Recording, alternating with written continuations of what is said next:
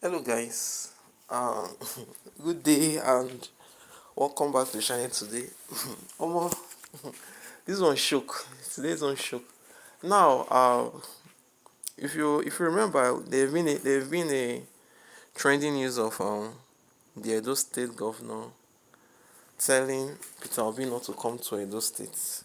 You understand? And following that reaction, Omo, Nigerians really reacted. Like many people came out, they were lambasting the governor, both Nigerians in diaspora, the likes of Mommy Mama Prig, VDM, Very Dark Man, Shasapoti, and rest. I like and if you notice very well, it's gradually becoming a trend because this guy actually went to Benue State. They did this thing to him. Now the Edo State is finally starting to do the same. It's becoming a trend for this guy. And the question is like, what has this guy actually done? Like, what actually did he do wrong? He's a legal citizen. He has all rights to go to any state. He's simply a politician, and nothing. So he's becoming a trend. And you need to see the way Nigerians reacted towards this thing. Like, it doesn't work. It's not something that works. If you are telling someone in his own country of birth not to go to a particular state, we are gradually changing from democracy to autocracy. Our government is gradually moving from autocracy. Like, we tell someone like this guy didn't really do anything. Even if it's politics, everyone should play politics. And he's not convicted of crime or owed any charges of anything. And Nigerians really carry this one for head. You understand? So we are gradually turning into autocracy instead of democracy. Whereby someone would say like, now if most probably the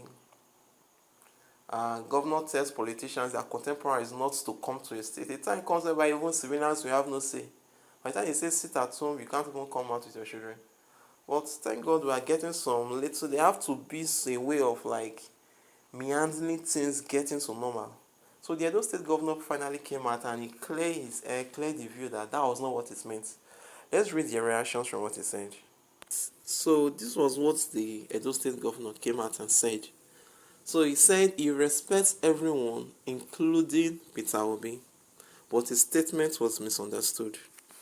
Now, Governor Monday Akpebolo of Edo State has made a U-turn on his statement, barring former presidential candidate of Labour Party, Peter Obi, from coming into the state without his clearance. Recall that Akpebolo, during a defection rally in Uromi on Friday, declared that the former Anambra governor should not come into the state without clearance from the government.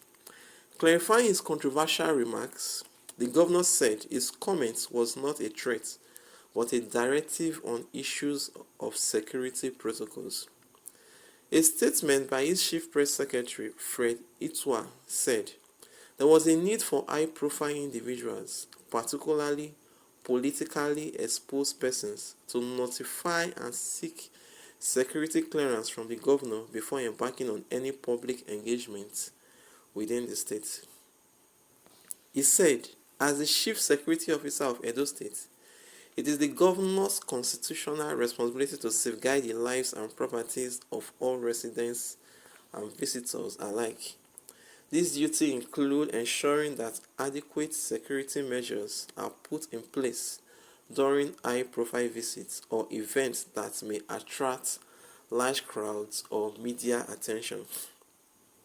When such protocols are ignored, it creates serious security vulnerabilities not only for the visitors but also for citizens who may be caught in avoidable threats.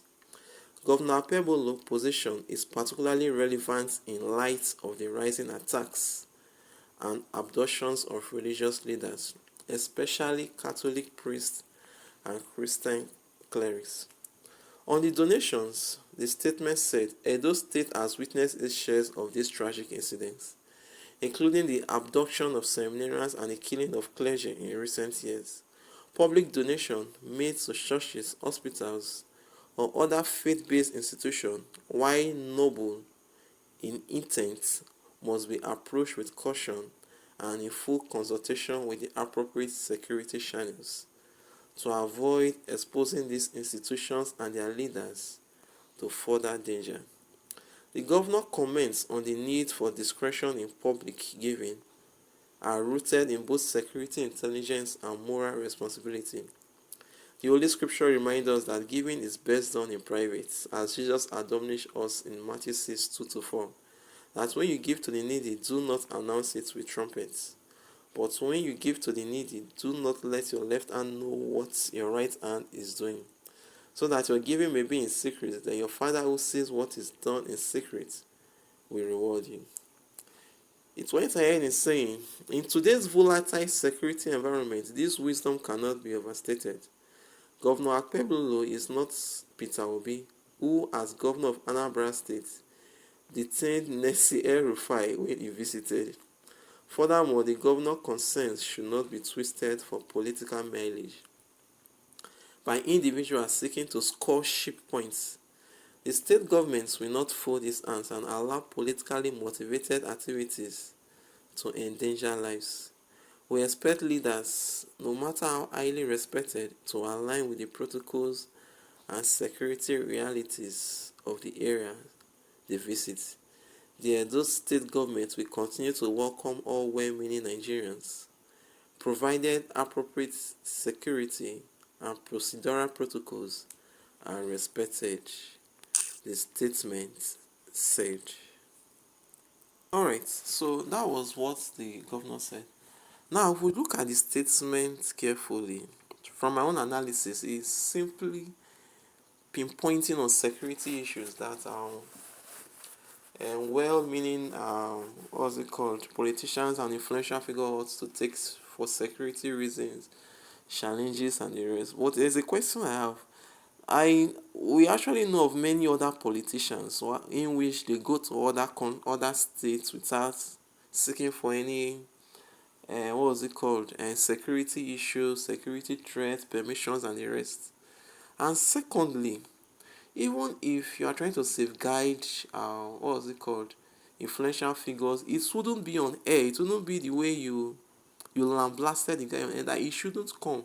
It will be a private issue. Okay, you're coming to my country, there's a way you talk to him. Everybody, it won't even come online. Nobody will even know about it.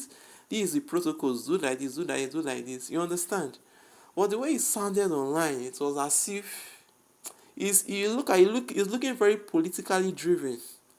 Because I think the last time when they said that he came and he campaigned for a rally in Edo State, then when we campaigned for someone else, that's politics. Nobody killed anybody. He campaigned for someone else to win.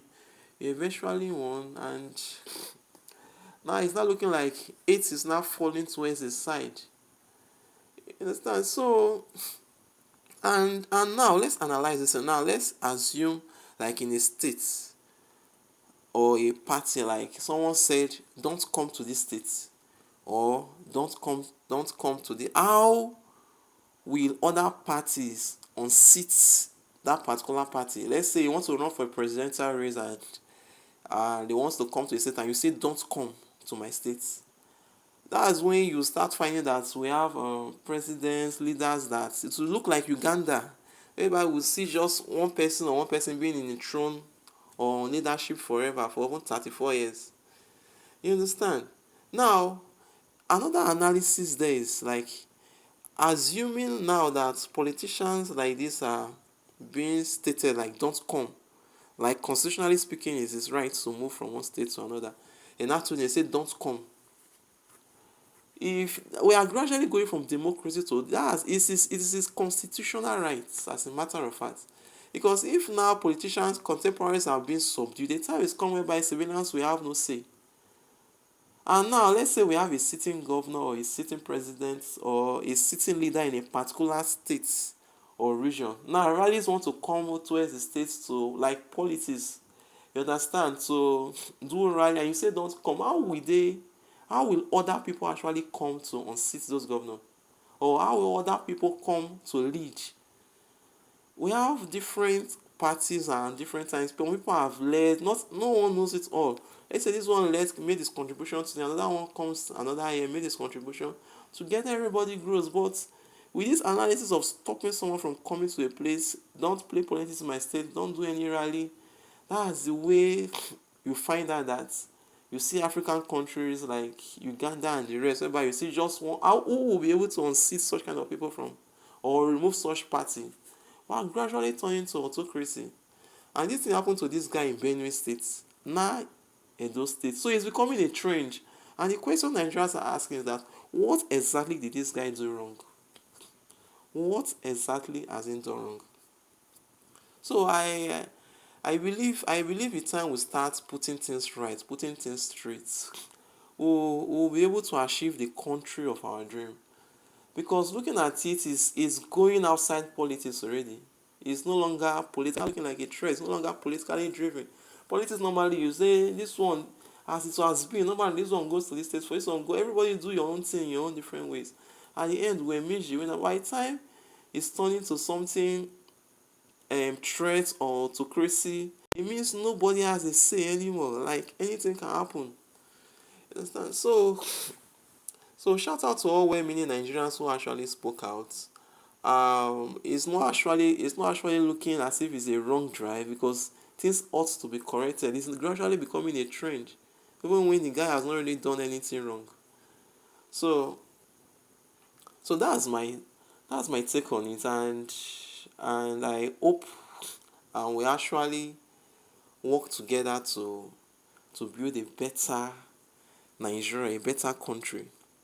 Because looking at things like this, if you really come to stay, there'll be big problem. It's just like what was it called, the meeting of what was it called, the animals, the hen and other. They said we have a meeting, let's go.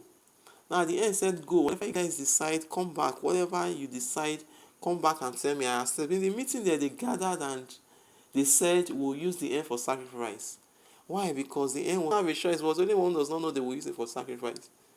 So if people don't put attention to details like this, if people don't put a consent to details like this, a time will come out we'll have an autocratic government where nobody has right or say in anything. Now they won't say, hey, a government won't say, hey, you and your children stay at home for 5 days, no food. And it will happen. Because the guy hasn't really done anything wrong. So shout out to all well meaningful Nigerians, and we hope together as we lend our voices and we'll do what is right, we'll build that great nations of our dream. So thank you and see you on next video. Bye for now.